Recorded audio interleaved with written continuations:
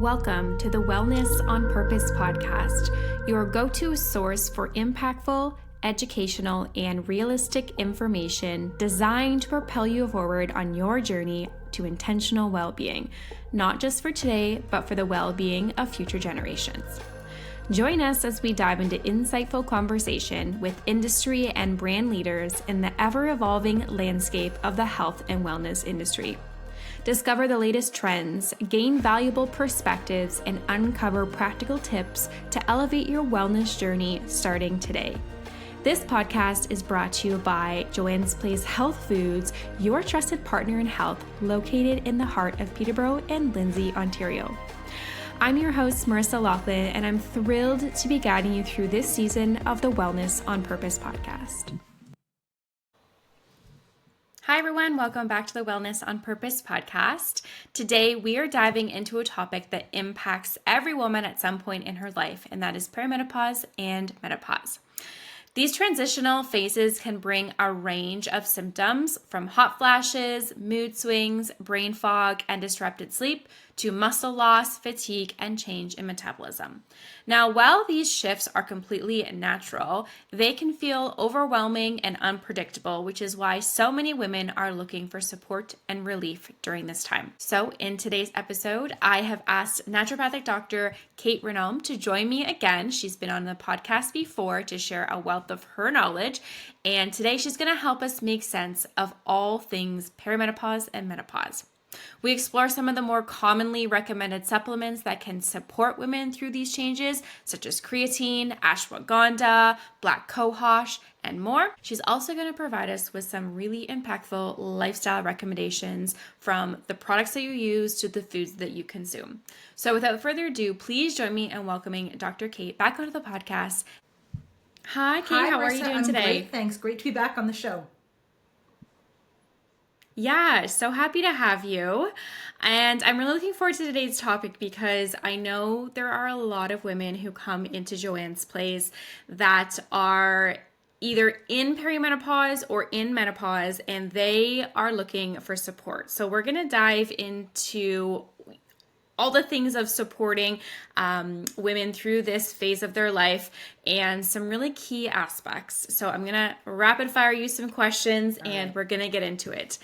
First, I would like to start talking about menopause because I don't think that women really know when it's happening. They're just like, oh, my hormones are fluctuating. So let's start with, how do you know if you are actually experiencing menopause? 12 months without menstruation.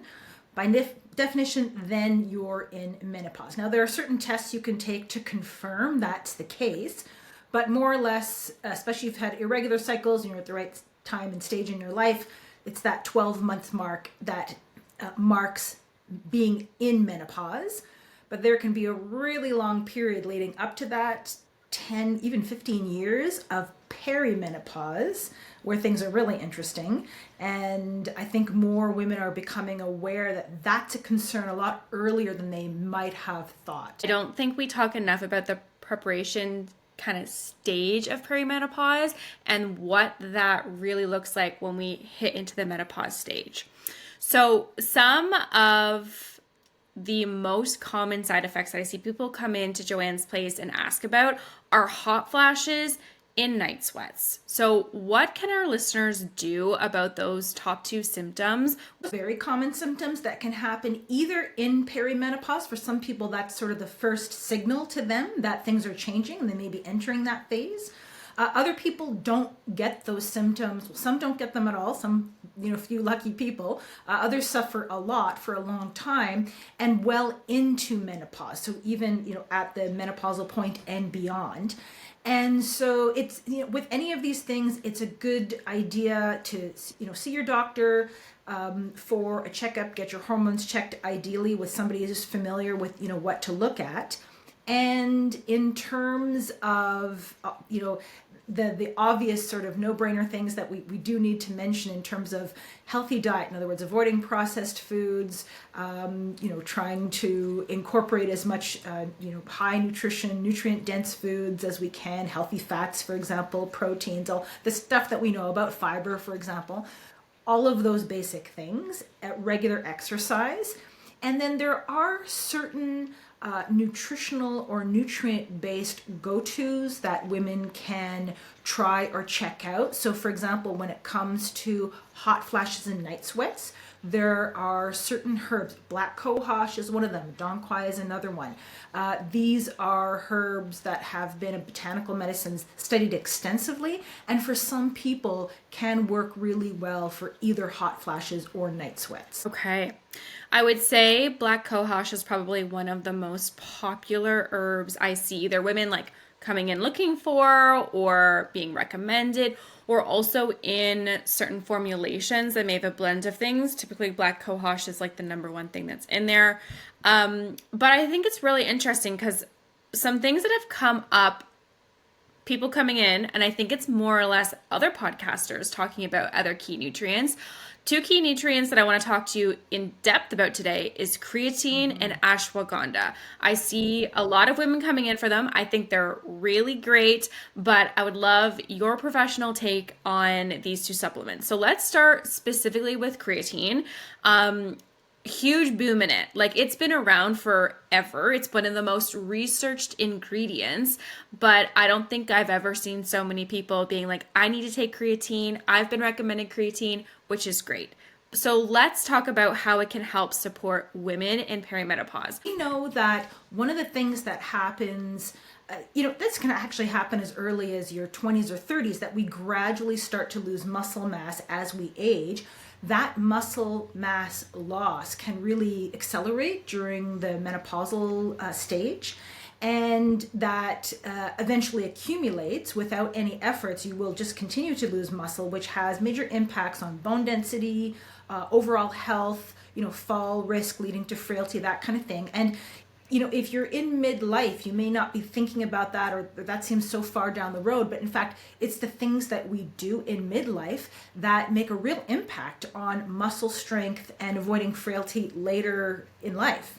And so it's not too early to be thinking about that. Excuse me. And this means that we need to keep using our muscles. Exercise, super important. Good nutrition, and here the emphasis on getting enough protein, because that's what our muscles are made of. Creatine is a nutrient. It's actually a combination of amino acids that we can make in our body, but like with so many things, we make less of it as time goes on. And its role is to help create energy within our muscles. So it goes to the mitochondria, those are the batteries, powerhouses, in particularly our muscle cells, makes ATP, which helps our muscles be stronger, recover from exercise better, for example, helping with to support healthy muscles, basically. And so the reason why there's a lot of buzz around creatine lately, you're absolutely right. There's more new studies coming out about it for people in different age ranges, also as well for women. And just, I think, more awareness about the role or usefulness that it can have for muscle health. I think that's why we're hearing more about it. Muscle mass is good for so many things. I mean, as you mentioned, helping with just the longevity of your life, helping to strengthen the rest of the body, prevention of, breaking bones and things like that if you're falling as you're aging. But I want to come back to that point about energy, because you said ATP. So does creatine actually improve energy levels as well then? Although creatine is helping to create ATP, which is our cellular energy, it's doing this predominantly in the muscles. Really new, interesting research about its effect on this in the brain as well. So that's a really interesting area of research. Despite that, it's not one of the first nutrients or supplements that I would think of in terms of overall energy. There's others that will help your mitochondria make more energy in ways that you feel. But really, when you're honing in on muscle health, yes, ATP helps you make energy, but it seems to be really more specific to the muscles themselves. And I mean, as we know, when we have more muscle, we have a stronger body, we're more fit, we're just more motivated in our life as well too. So that just like ripples through to have that energy effect as well.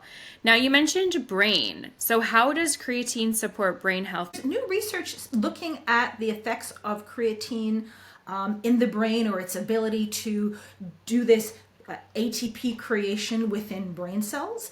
And so there's some studies looking at whether that might help with cognitive function. Short term, a few smaller clinical trials seem to be promising in this area. Be nice to see more long-term studies. Of course, that takes time. But yeah, it's interesting. Our brain is our most energy hungry organ. Each individual brain cell can have 100,000 or more mitochondria in a single cell because brain cells need so much energy. And the decline in energy production within the brain is something that happens as part of the aging process. And so it's really intriguing and interesting to see the research come out as to whether creatine can have a similar benefit in the brain as we see for the muscles. Interesting. So we talked about creatine for helping with muscle strength, bone density, helping with energy, cognitive function, which seems to check pretty much every box when we're talking about women who are perimenopausal and menopausal, looking to support all those areas. But I would like to just ask, is there any issues like taking creatine, like going through these hormonal changes? Some people do report when they first start taking it that it can cause water retention. That's a very common complaint initially when taking creatine. For most people, that goes away within a few weeks, but just to be aware of that. And if there's any reason, or if you're taking any other medications or prescriptions that also cause water retention, or having any issues with kidney function, which can affect your ability to excrete water, for example, then speak to your doctor or check with somebody about that. But that's a common or infamous side effect for some people when just first starting creatine. That's definitely the most common concern, and I'm glad that you brought it up, because I know this is not all women, but we get in our heads and in our bodies when we are holding any form of weight, water weight, weight in general. And so when we start to take something and we see our bodies holding on to that water weight, it's almost like a bit of a panic. And I've heard this from people coming in and saying, what is going on? But it is something your body needs to adjust to. And sometimes you don't need to take as high of a dose to start. Definitely talk to your healthcare practitioner for sure. But sometimes it's just an adjustment and something that your body needs to get used to. So, yeah, creatine, big topic. I mean, we could probably spend hours talking about it, but another really key ingredient that I love and I think is so supportive for so many people is ashwagandha. So how does ashwagandha actually help with women going from perimenopause to menopause, helping more or less with their stress levels? Ashwagandha is an adaptogen, so it's again, plant-based medicine that helps us adapt to or cope with stress. That's one of the many things it does. So by adapting to or coping with stress, that means it can help our adrenal glands and our stress response system, the connection between the brain and the adrenal glands, produce the right amounts of stress hormones at the right times of the day. So that helps with energy, feeling perkier in the morning, being able to settle down at night, getting a better night's sleep. That is one of the reasons why ashwagandha has been so popular on social media and has gotten so much attention over the last year or so. The botanical name Withania somnifera, the somni part in that name, refers to sleep. It is in the Latin name for the herb because it has a long history of traditional use in Ayurvedic medicine as a healthy aging herb and one that can help with sleep. And I think a lot of people have been trying it for that reason. I don't know, you said you love ashwagandha. I don't know if you're taking it at night like a lot of people are now, but for some people it does help with sleep, which is another area that gets disrupted in perimenopause. So there's lots we could say about ashwagandha. So those are a couple of the highlights in terms of helping in the perimenopause, but energy and sleep are probably two of the biggest ones. Stress response. Okay. Yeah, sleep, definitely a big disruption for women going through this transitional phase. The night sweats, the waking up, the worrying, the stress, definitely a big concern that we see. Quick pause in today's episode because I want to talk to you about a transformational online program. In case you missed it, Joanne's Place released an online program called the Wellness on Purpose Program to Educate You last year. And our intention with this program is to make this education more accessible for our community to better support their wellness journeys. This program promotes sustainable and realistic changes, and it really focuses on the foundational pillars of every single person's health: your nutrition, your sleep, your stress, and also movement. If you want to get started today, click the link in the description below to learn more about the Wellness on Purpose program. By the way, it's completely free, and you can move at your own pace from the comfort of your own home. Now let's get back to the episode. Now, ashwagandha can also help with balancing hormones to reduce hot flashes. Is that correct? This is an interesting, and I still find it, sometimes I shouldn't find it now by unexpected finding, but I do. But even though we see hot flashes being an imbalance, say, between estrogen and progesterone, I've hear reports and seen the results of people who are able to manage their stress better have a reduction in those symptoms. So that is interesting to see that, and adaptogens can help with that. Okay, interesting. All good things. I mean, as I said, ashwagandha, and you said too, it's used for so many different things, even if we were talking outside of perimenopausal and menopausal women.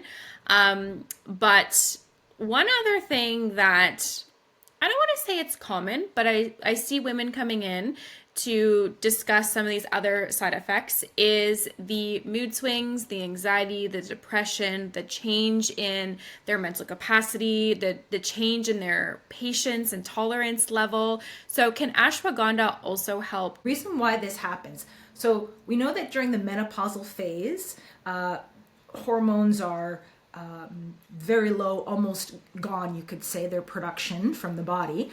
In the pre-menopausal, so prior to even perimenopause, you have a regular fluctuation, monthly fluctuation of hormones. In the middle, in the perimenopausal phase, the hormones can be up, down, all over, big difference between estrogen and progesterone, estrogen typically being high, progesterone being low. This can fluctuate erratically. This is why we sometimes have, a skipped period and then 2 or 3 periods within 3 weeks. So things are all over the map. And those big changes in the hormones can contribute to all of the symptoms we're talking about, but especially those erratic emotional symptoms.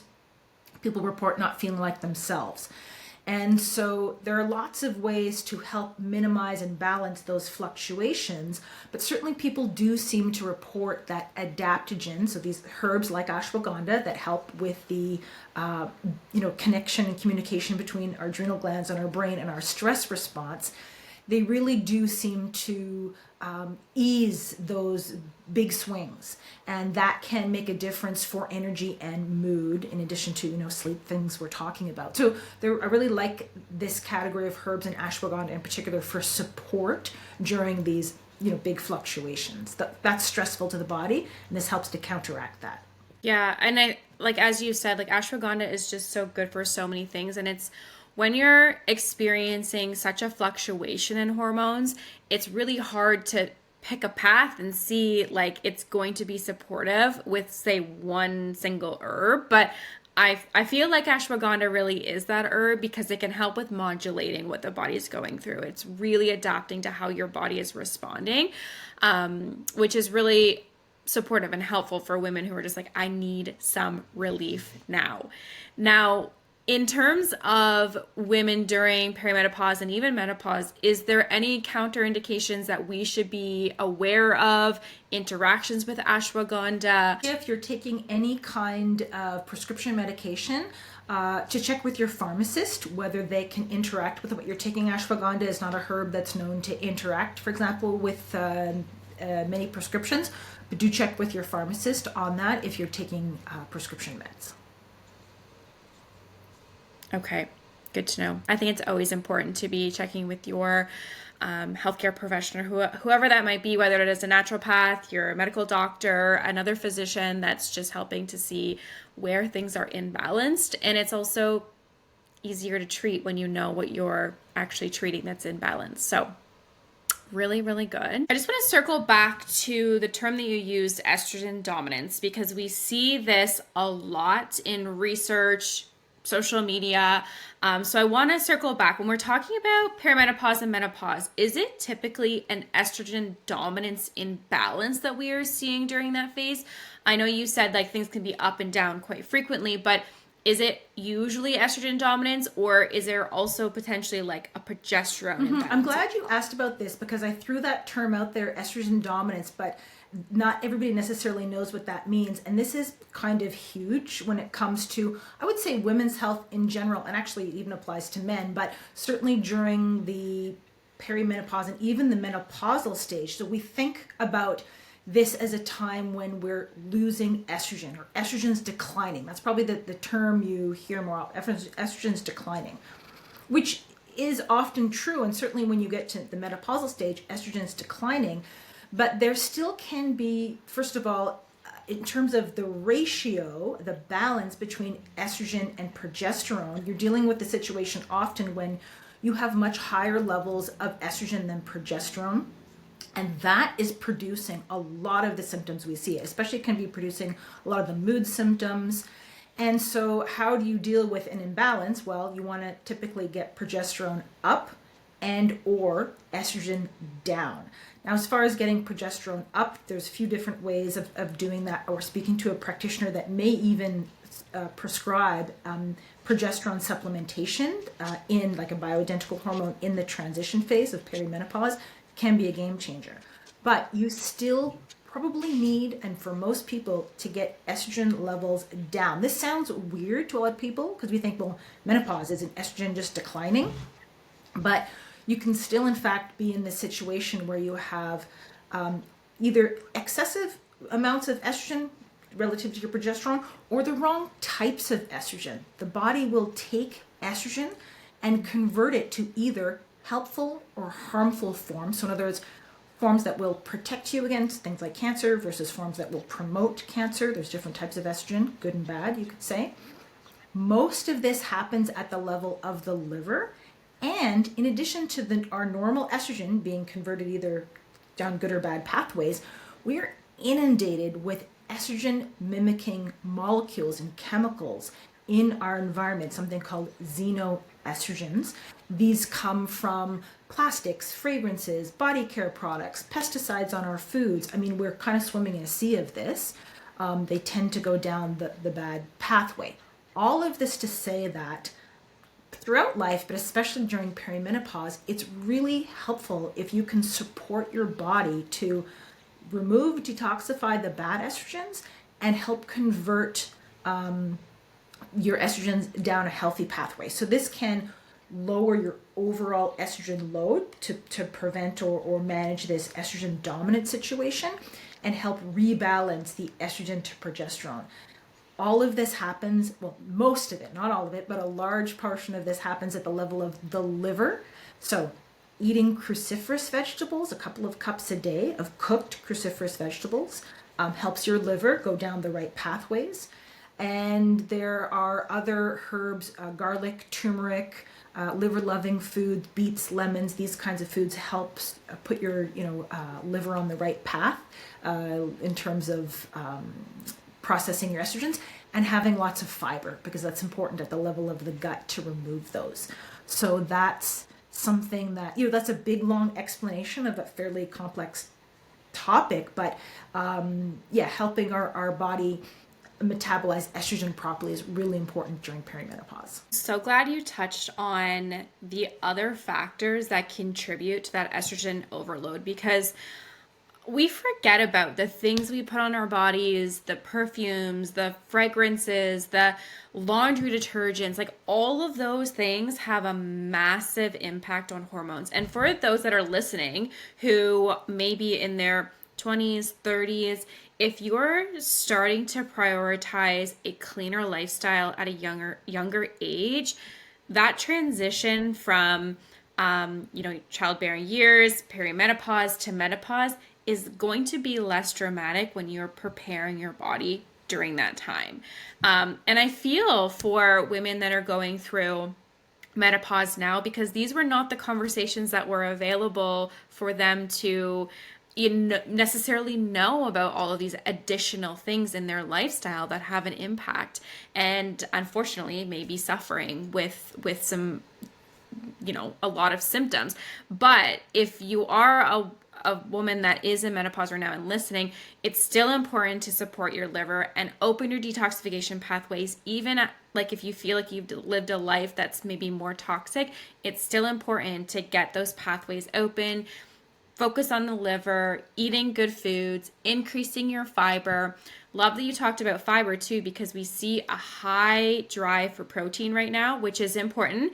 But I think people are prioritizing only protein and we're missing the fiber component. And that's so important for digestive health, the gut microbiome, eliminating excess hormones. So don't forget about the fiber, and that can be fruits, vegetables, psyllium husks, chia seeds, flax seeds, beans, legumes, all of those good aspects in your diet as well. Yeah, that's an important PSA. It's true, people are trying to cut out on carbs for weight loss or whatever it is and upping their protein intake. And then I think we've lost the fruits and vegetables along the way, which, fiber, antioxidants, yes, they are still an important, really important part of a healthy diet. And you're going to be consuming food, hopefully balanced food, into your routine. So we talked about supplements, but even if we're just looking at like lifestyle factors, as you mentioned, eating cruciferous vegetables, fiber foods, but also moving the body, those are really great ways to start balancing hormones, again, promoting detoxification, and are really supportive, which is amazing. Well, we have covered a lot in this episode. I think our listeners are going to be reevaluating their everyday products like the laundry detergents, the perfumes, and all those things as a starter point. They're adding, lemons, fiber, cruciferous vegetables to their grocery list, which we love to see. Maybe they're planning a walk or a run or a fitness class with one of their friends this week, and knowing that all of those things are really, really supportive for their hormones, their stress levels, their longevity, and which is all just really great information. So thank you so much, Kate, for sharing that with us today and inspiring our community to ease through the transition of perimenopause and menopause. Thanks. Nice to see you. Thank you for joining us for another insightful episode of the Wellness on Purpose podcast. We hope you found the information valuable and inspiring to support you along your wellness journey. Before we go, a quick reminder. The content shared in this podcast is for educational purposes only. While we strive to provide accurate and up-to-date information, it's important to remember that everyone's health journey is unique. We strongly recommend consulting with your healthcare professional or a qualified health practitioner for personalized advice tailored to your specific needs and circumstances. Your well-being is a priority, and speaking to a healthcare professional ensures that you receive guidance that best aligns with your individualized health goals. If you have any questions or topics you'd like us to cover in future episodes, please reach out to us through our website. That's all for now. I hope you stay well, stay informed, and remember, your health is your greatest wealth. Until next time, take care.